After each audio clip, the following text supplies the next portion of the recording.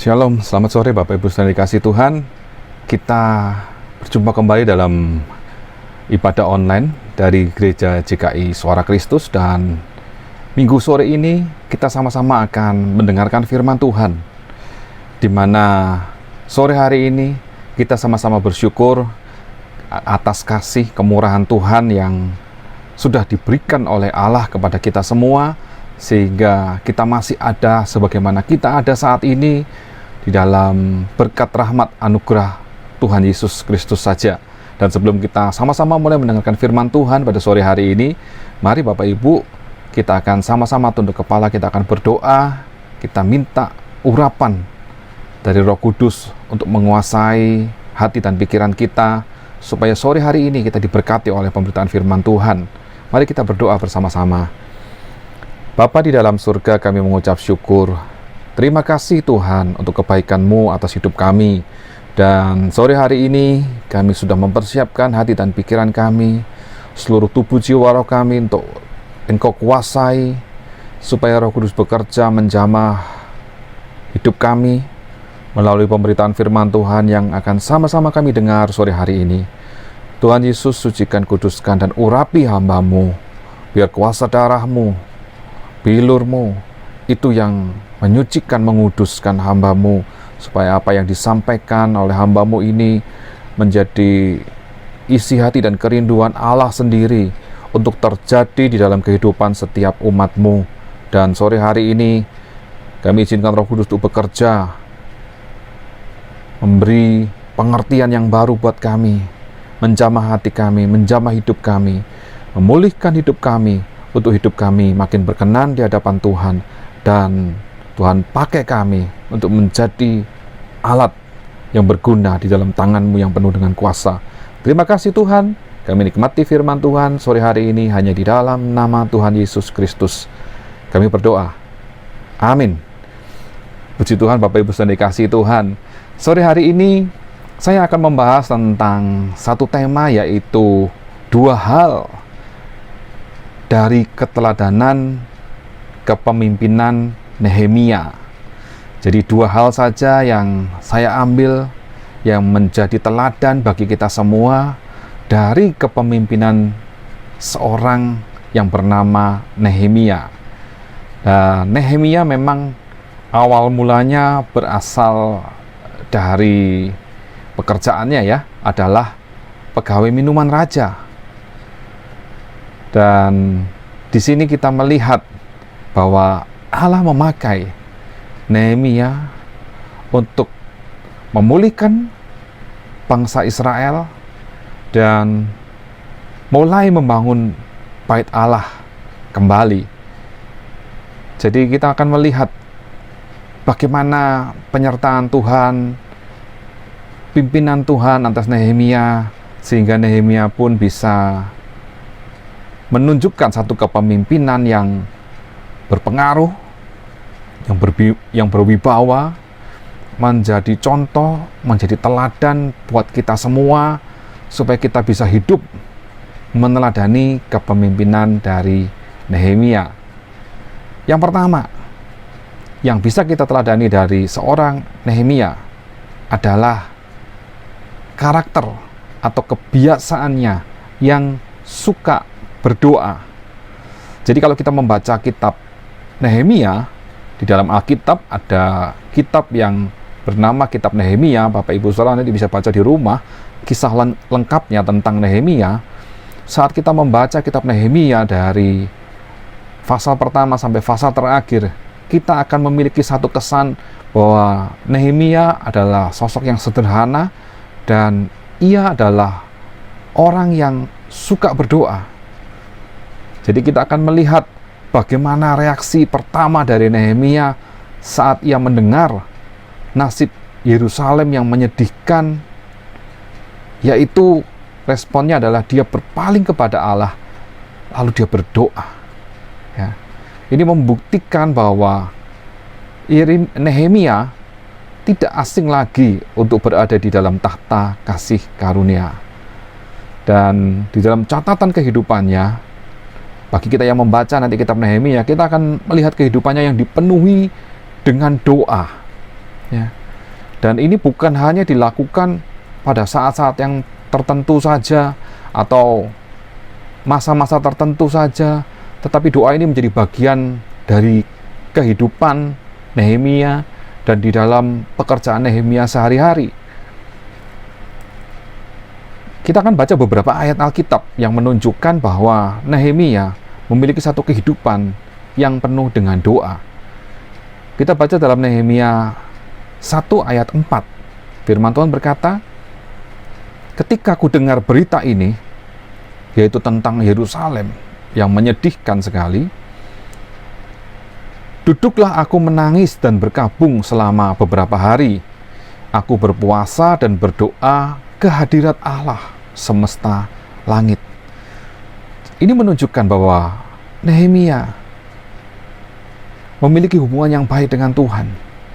Saat dia mendengar bahwa negerinya, negeri asalnya, dan kondisi Yerusalem yang porak-poranda, nasib bangsa Israel yang juga memprihatinkan, begitu mendengar kabar tentang bagaimana bangsa Israel mulai jauh dari Tuhan, maka Nehemia duduk, menangis, dan berkabung selama beberapa hari.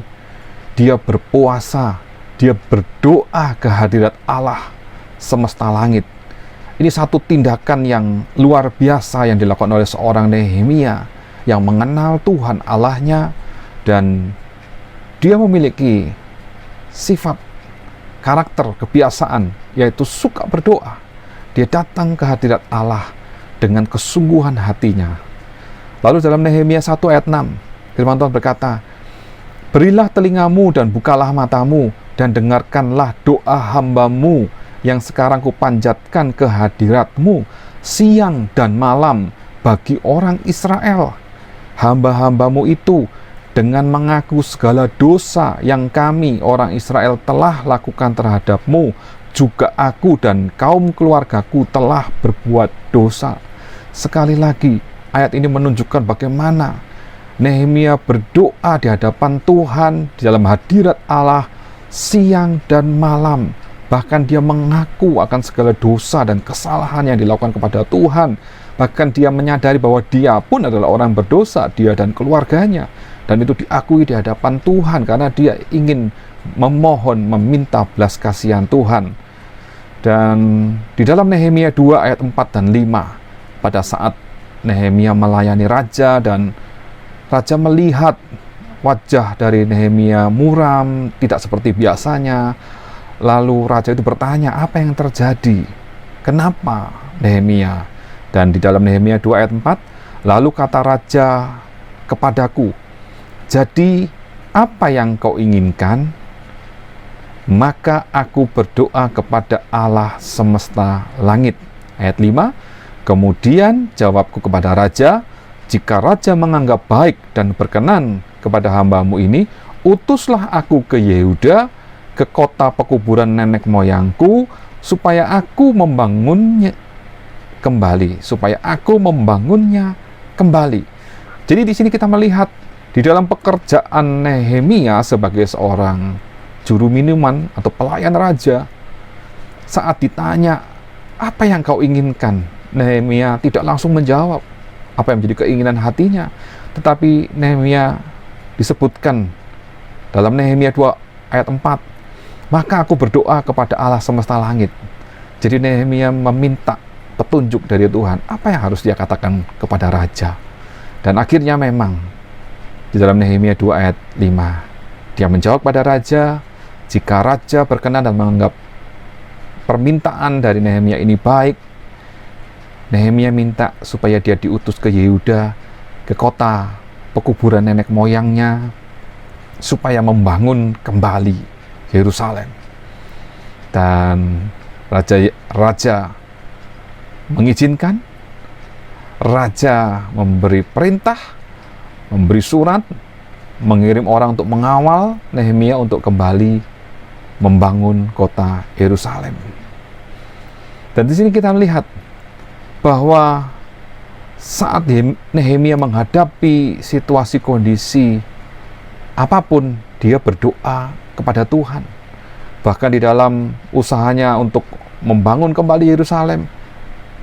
Nehemia pun menghadapi musuh-musuh atau orang-orang dari sebangsanya yang berusaha menggagalkan semua upaya Nehemia. Lalu apa yang dikatakan Nehemia terhadap orang-orang tersebut? Dalam Nehemia 4 ayat 4, Ya Allah kami, dengarlah bagaimana kami dihina.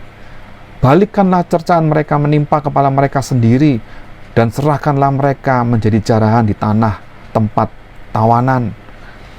Lalu ayat 9, Nehemia 4 ayat 9, tetapi kami berdoa kepada Allah kami dan mengadakan penjagaan terhadap mereka siang dan malam karena sikap mereka.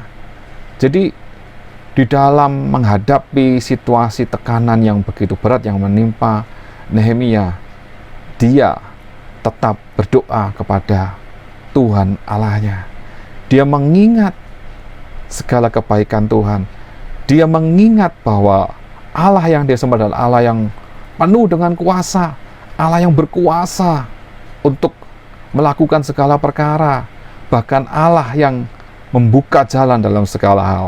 Saat dia menjumpai tantangan, masalah, segala hal yang mengganggu dia untuk bisa membangun kembali Yerusalem, dia berdoa kepada Tuhan terhadap musuh-musuh orang yang mengganggu dia. Nehemia pun berdoa untuk mereka supaya Tuhan yang bertindak. Jadi Nehemia tidak menggunakan kekuatannya sendiri, tapi dia mengandalkan Tuhan. Dan itulah satu sikap yang menjadi teladan Nehemia bagi kita semua, supaya kita pun memiliki hati yang suka berdoa, memiliki hubungan yang erat dengan Tuhan di dalam segala aspek kehidupan kita. Saat kita memutuskan sesuatu, kita berdoa minta pimpinan Tuhan. Saat kita mau melakukan satu tindakan atau bahkan mau menjawab pertanyaan orang-orang tertentu pun, kita minta hikmat dan pimpinan Tuhan. Hati kita selalu mendekat dan melekat kepada Tuhan, mengingat bahwa segala sesuatu yang kita lakukan, kita harus lakukan untuk Tuhan. Jadi memang doa adalah satu keteladanan dari Nehemia saat dia menjalankan tugas untuk membangun kembali Yerusalem. Lalu yang kedua adalah bagaimana Nehemia memiliki iman yang teguh dan dia selalu membangkitkan semangat untuk rekan-rekannya. Nah, di sini kita melihat bahwa Nehemia diangkat sebagai bupati atau gubernur di wilayah tersebut, dan dia memiliki jabatan, lalu dia bisa mengatur segala sesuatu. Di sini kita melihat keteladanan Nehemia dalam kepemimpinannya. Bapak Ibu Saudara yang dikasihi Tuhan, kita semua juga dipilih oleh Tuhan untuk menjadi pemimpin-pemimpin. Jika Anda seorang kepala keluarga, Anda dipilih oleh Tuhan untuk memimpin keluarga Anda.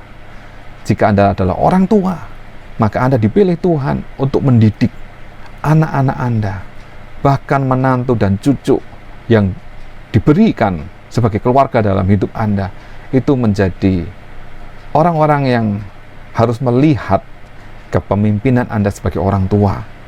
Dan siapapun yang dipilih dan dipanggil oleh Tuhan, Tuhan memanggil mereka untuk menjadi pemimpin-pemimpin, karena Tuhan menginginkan kita menjadi murid-murid Kristus yang bisa memuridkan orang lain yang belum mengenal Tuhan, yang membimbing mereka untuk mengenal Tuhan.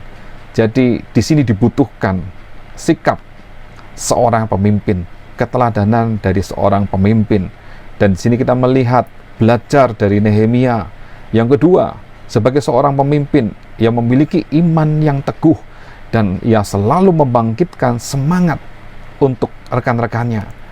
Jadi di sini menunjukkan bahwa Nehemia adalah seorang pemimpin yang bertanggung jawab.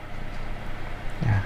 Kita baca dalam Nehemia 2 ayat 17. Berkatalah aku kepada mereka, kamu lihat kemalangan yang kita alami, yakni Yerusalem telah menjadi reruntuhan dan pintu-pintu gerbangnya telah terbakar. Mari kita bangun kembali tembok Yerusalem supaya kita tidak lagi dicela. Nehemia menunjukkan kepada rakyatnya, bawahannya, sesamanya orang Israel, orang Yehuda bahwa ada satu misi yang harus dikerjakan, ada satu tujuan yang harus dicapai. Dan sebagai seorang pemimpin, Nehemia menunjukkan, mari kita bangun kembali tembok Yerusalem supaya kita tidak lagi dicela. Jadi Nehemia menunjukkan bahwa yang dilakukan itu bukan untuk aku atau saya, bukan.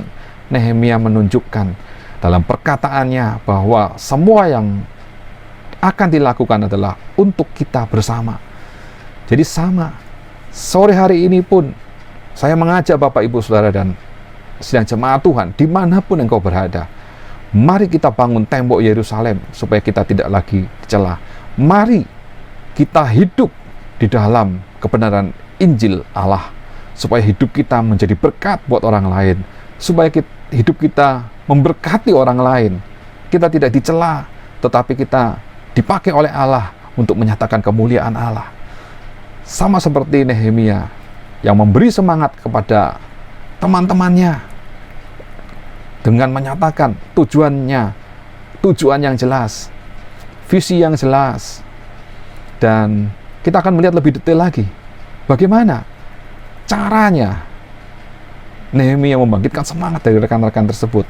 Yang pertama, yaitu dengan menghargai orang lain dan memberikan dorongan iman kepada mereka, serta memalingkan pikiran mereka dari besarnya masalah mereka.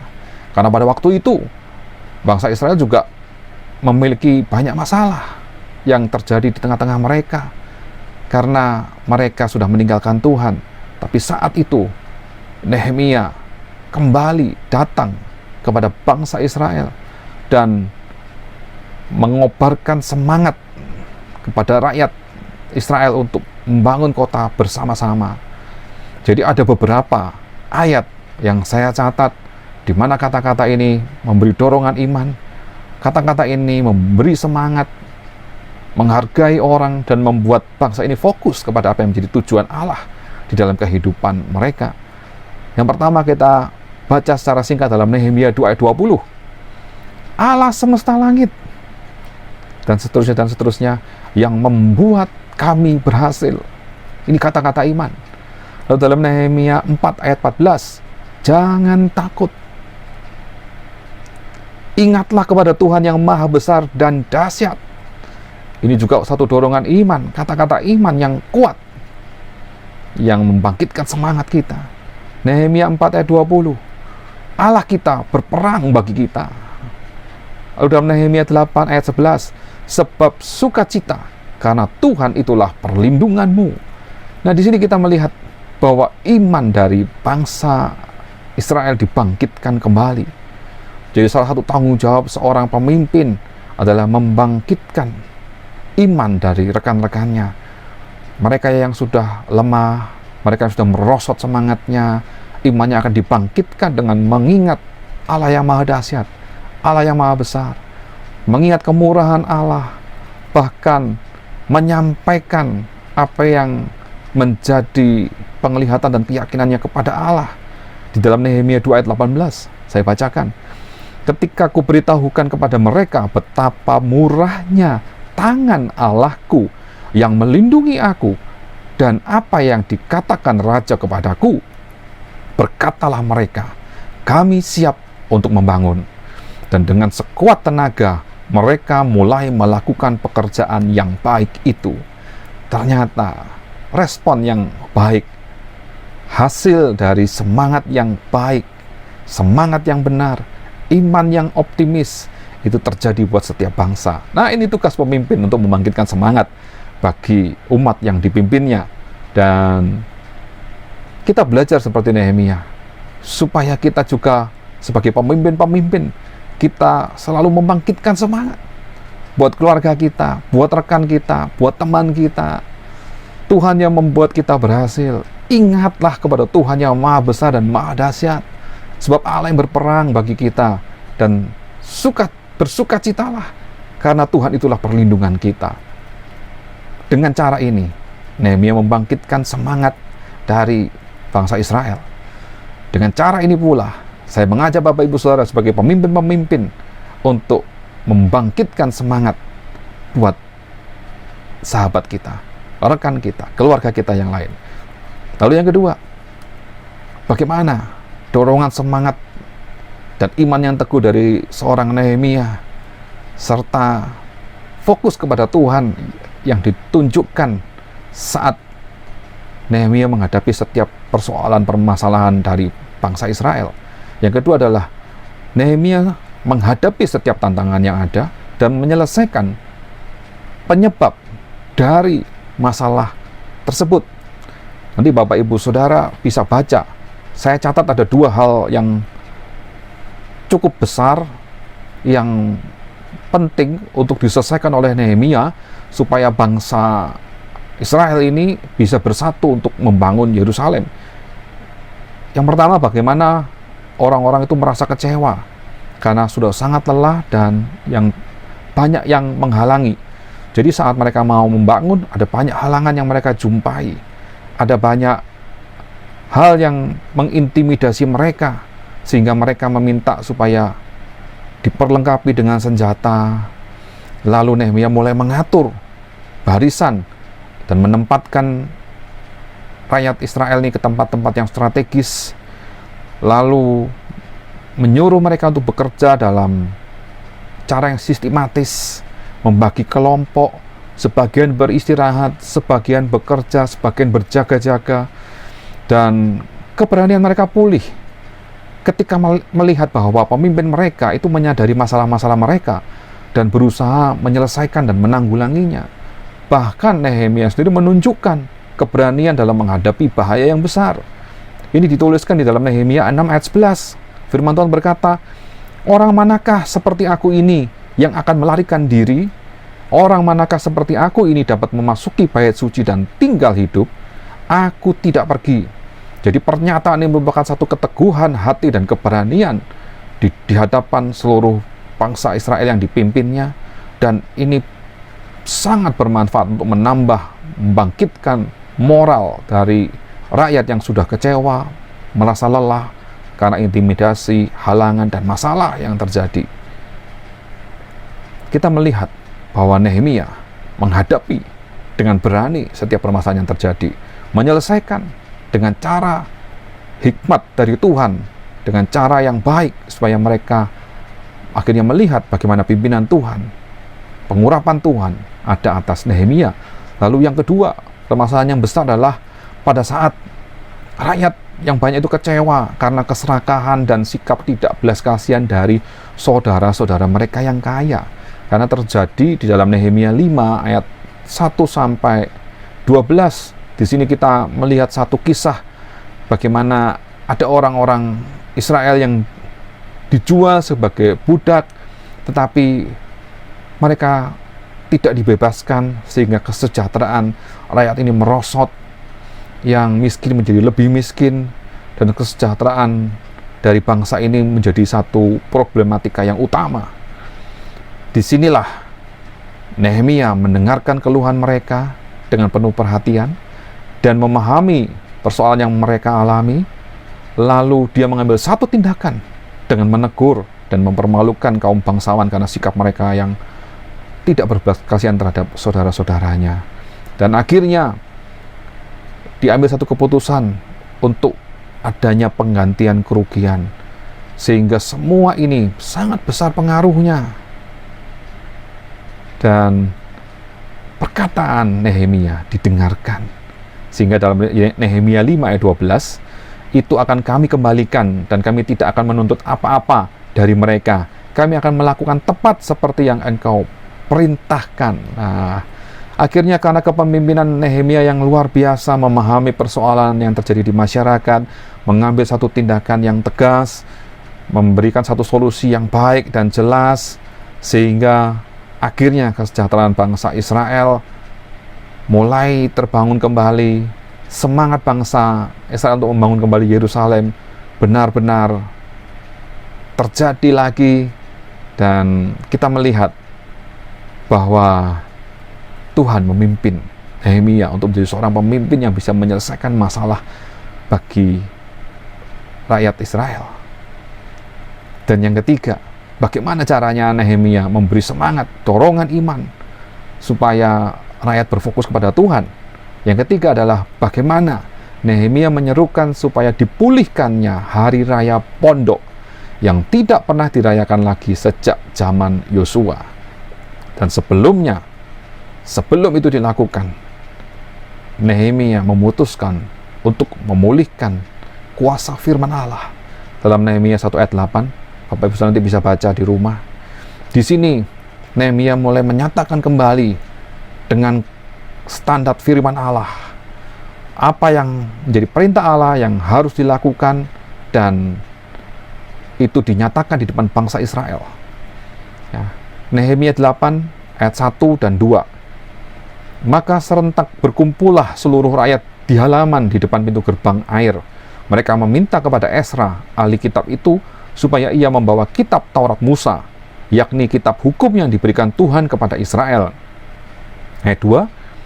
Lalu pada hari pertama, bulan yang ke-7 itu, Imam Esra membawa kitab Taurat itu ke hadapan jemaah, yakni baik laki-laki maupun perempuan, dan setiap orang yang dapat mendengar dan mengerti.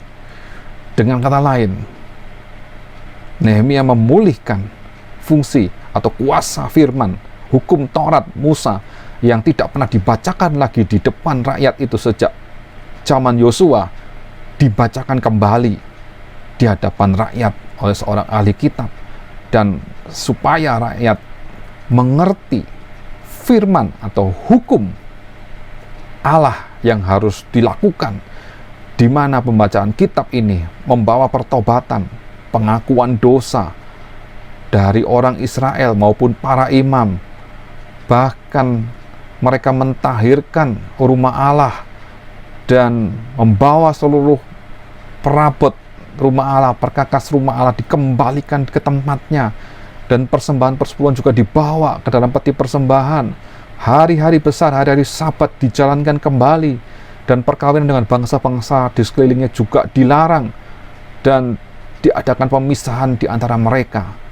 Jadi inilah cara dari Nehemia untuk membangkitkan semangat bangsa Israel untuk membangun kembali Yerusalem, mendorong mereka supaya iman mereka bangkit, supaya mereka percaya dan fokus kepada Allah. Lalu sebagai seorang pemimpin, Nehemia menyelesaikan setiap masalah yang terjadi di tengah-tengah bangsa itu. Dan yang terakhir, yang paling penting, ada pemulihan kuasa firman Allah di tengah-tengah bangsa itu.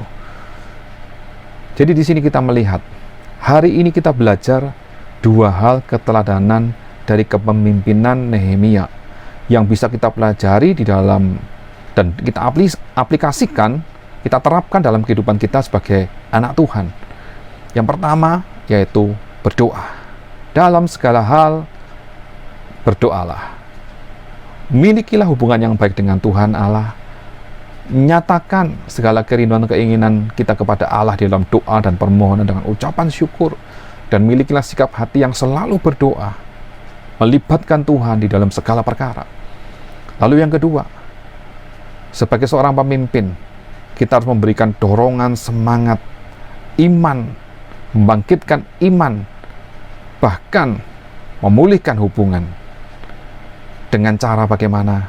Sebagai seorang pemimpin, kita harus memahami, mendengar, mengerti setiap persoalan yang terjadi, berdoa di hadapan Tuhan dengan sungguh-sungguh, minta hikmat dan pimpinan Tuhan, supaya persoalan, permasalahan yang sedang terjadi dihadapi dan diatur dengan baik, supaya terjadi pemulihan, terjadi solusi penyelesaian, supaya semua merasakan bagaimana pimpinan Tuhan terjadi dalam kehidupan mereka, dan juga di dalam memberikan dorongan semangat iman dan fokus kepada Allah.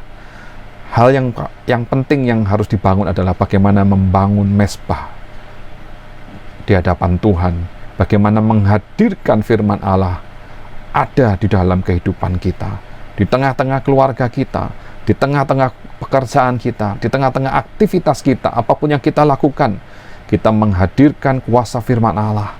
Kita melakukan apa yang benar, yang menjadi kehendak Tuhan dalam firman-Nya. Kita melakukan dengan baik, dengan benar, dengan setia, sungguh-sungguh kepada Tuhan. Dan percayalah, seperti firman Tuhan katakan dalam Lukas 11 ayat 28. Tetapi ia berkata, yang berbahagia ialah mereka yang mendengarkan firman Allah dan yang memeliharanya. Puji Tuhan, sore hari ini saya yakin, saya percaya Tuhan akan mampukan kita semua menjadi pemimpin-pemimpin dimanapun kita berada, dimanapun kita ditempatkan, dalam situasi tanggung jawab apa yang Tuhan percayakan kepada kita, untuk kita bisa menjadi berkat, menjadi pemimpin yang diurapi oleh Allah. Dan apa yang kita lakukan, Tuhan akan memberkati, supaya semua itu akan berhasil di dalam nama Yesus Kristus. Puji Tuhan, Tuhan Yesus memberkati. Kita akan berdoa sebelum kita mengakhiri pemberitaan firman Tuhan pada sore hari ini. Mari kita berdoa. Bapa di dalam surga, kami sudah mendengar firman kebenaran-Mu sore hari ini.